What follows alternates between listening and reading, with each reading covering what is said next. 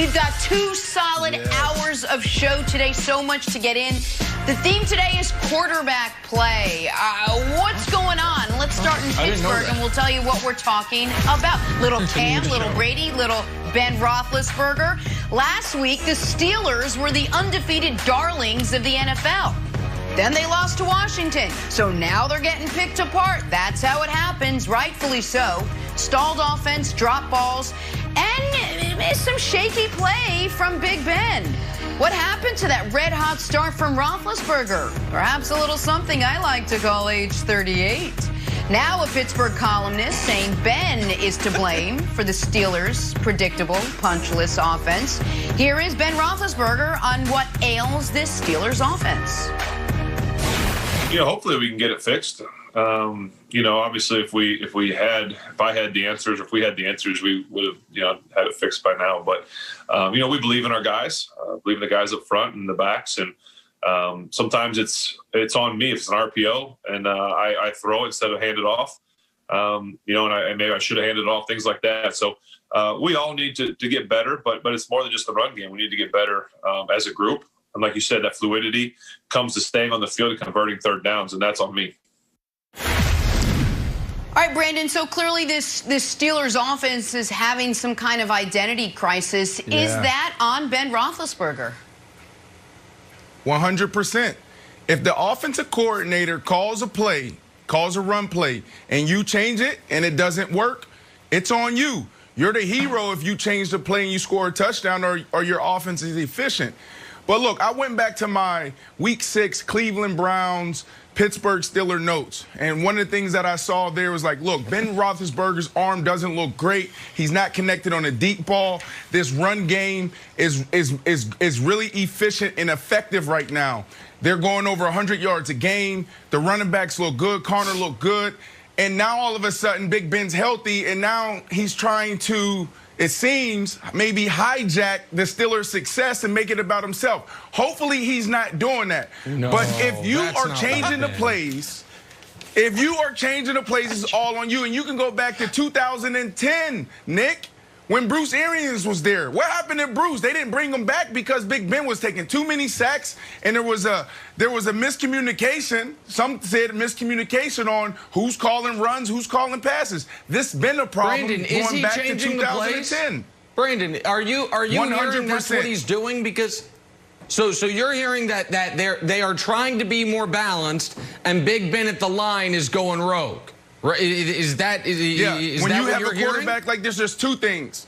You heard Big Ben say RPO. That says run pass option. You get to the line of scrimmage, you can hand the ball off or you can pass it, depending on your keys. Sometimes the quarterback overrides it, but that's on Big Ben. But we're specifically talking about him getting to the line of scrimmage and getting into what he wants. That's an issue if the play isn't working. How do you go, Nick, from running the ball almost 50% of the time in the first 6 weeks to now barely running the ball at all? Like you literally went to the opposite end of the spectrum. And we've been saying this offense just doesn't seem to be clicking. It doesn't seem to be right. This is on Big Ben. Yeah, and all of this is just so unlike Big Ben, who's never been a me guy. Here we go. Who's never been, into the histrionics and the attention and throwing other people under the bus and blaming coordinators, most notably my old buddy and your old wide receivers coach, Todd Haley, for teams' failures. He's always, whether it's the national anthem protest or whether it's his weekly radio show, Big Ben's just always been team, not me. So I'm just personally shocked and somewhat appalled to know that this is happening because it's such a divergence from who he's been. Here's the other problem.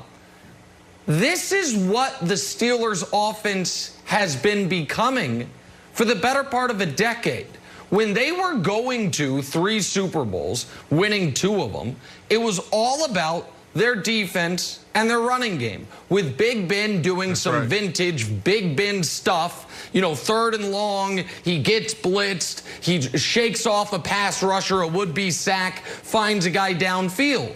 But over the last half decade plus, they've become a pass-happy team. And that was even when they had Le'Veon Bell, who, while a great pass catcher, was also a great running back. Over the last, 8 years, there's been one season they haven't been below average in run rate. Last year, when they had no quarterback, and they had no choice but to run the football. So Wild's like, this is what Big Ben wants to do. This is the offense he has been pushing for, and when his buddy is the hand-picked offensive coordinator, Randy Finkner, like, that's what's going to happen. And so, yeah, age 38 doesn't look quite as good in the light of December as it did in the light of September, and I think it's a problem for him. You know what? I agree, and that's why they're on the outside looking in. That's why they're spending most of their time talking about, hey, should we get Trevor Lawrence? What do you think about Justin Fields? Oh, maybe if we played really well next year, we could sneak into the playoffs. Like, yeah, I think it's a big issue, guys. You know, a lot of people say they're not, first week of the playoffs, they're not even going to be playing. They're going to be at home because, Brandon, they still have the bye. And, Brandon, they're your hometown team that you picked to go to the Super Bowl.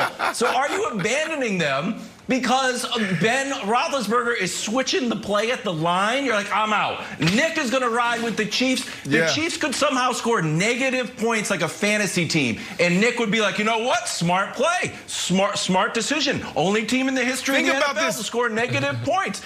Go ahead. You got to ride with these guys. You can't throw him under the bus just because he's changing up the RPO.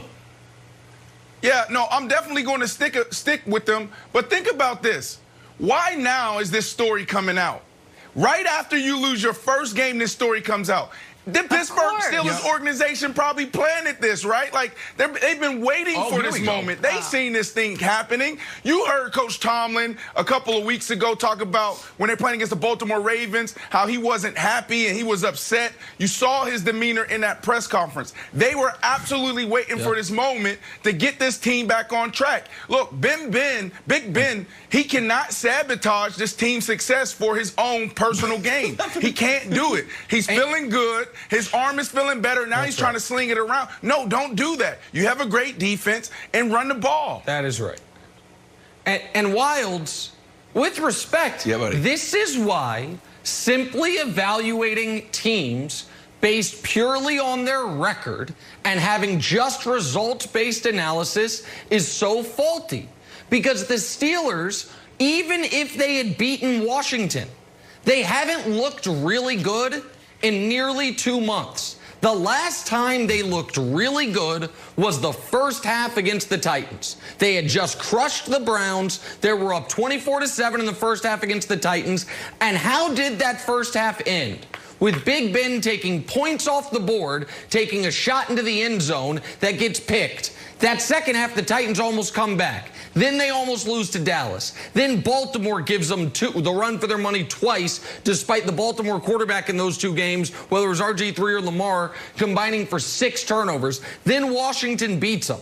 The only 2 dominant performances they've had have come against Jake Luton and the Jags and the Bengals. And with a defense as good as they have, if you have a bad quarterback or a young quarterback, you're drawing dead against this team. The offense has to be better, or this much anticipated Chiefs-Steelers matchup we've been talking about all year, we ain't ever going to get to see it because the Steelers aren't going to forget the Super Bowl, to the conference championship game. So 11-1's great, and 11-0 was better, and 13-3 if they finish the season, that'll look really good.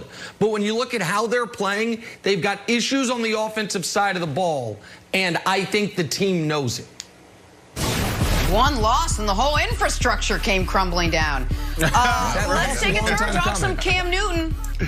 So much hype with his rebirth in New England, and yet we haven't really seen any of that Cam magic. Cam agrees, but he has an interesting explanation why. We'll share that with you next. First things first.